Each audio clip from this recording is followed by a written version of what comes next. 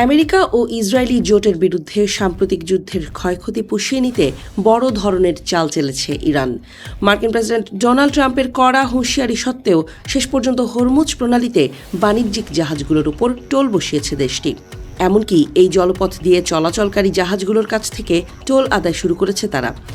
প্রতিটি তেলের ট্যাঙ্কারকে নিরাপদ যাতায়াতের জন্য প্রতি ব্যারেল তেলের বিপরীতে $1 করে টোল দিতে হচ্ছে। বিষয়টি আমেরিকার বিরুদ্ধে ইরানের আরেকটি কৌশলগত বিজয় হিসেবে দেখা হচ্ছে। ইরানের পার্লামেন্টের ডেপুটি স্পিকারের বরাত দিয়ে এই তথ্য জানিয়েছে বার্তা সংস্থা AFP।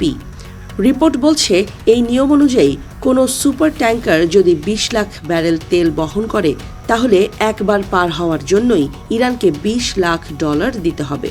চীনা মুদ্রা ইউয়ান ও ক্রিপ্টোকারেন্সির মাধ্যমে এই অর্থ আদায় করছে ইরান। হরমুজ প্রণালী পার হওয়ার আগে জাহাজগুলোকে তাদের গন্তব্য এবং মালিকানার সমস্ত তথ্য ইরানকে দিতে হচ্ছে। এরপর ইরানের বিশেষ বাহিনী IRGC তাদের পাহারা দিয়ে হরমুজ প্রণালী পার করে দিচ্ছে।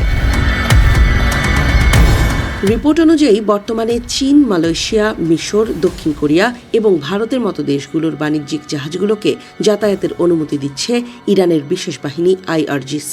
তবে চীনের মতো ঘনিষ্ঠ মিত্র দেশগুলোর কাছ থেকে ইরান টোল নিচ্ছে কিনা তা এখনও নিশ্চিত হওয়া যায়নি।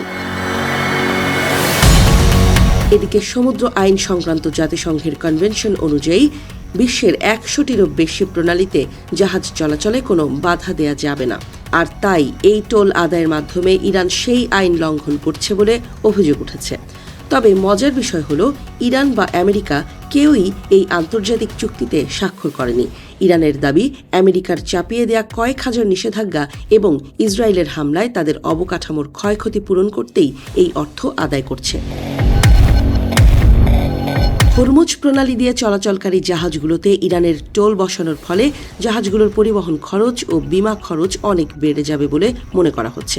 এছাড়া বর্তমানে বিশ্ববাজারে জ্বালানি তেলের দাম ব্যারেল প্রতি $100 কাছাকাছি রয়েছে।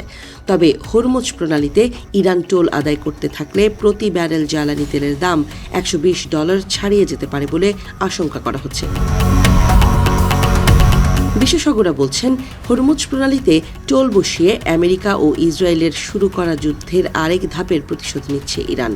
বিশ্ববাজারে তেলের দাম বাড়ার পেছনে আমেরিকা ও ইসরায়েলকে দোষারোপ করছে তাদের অনেকে।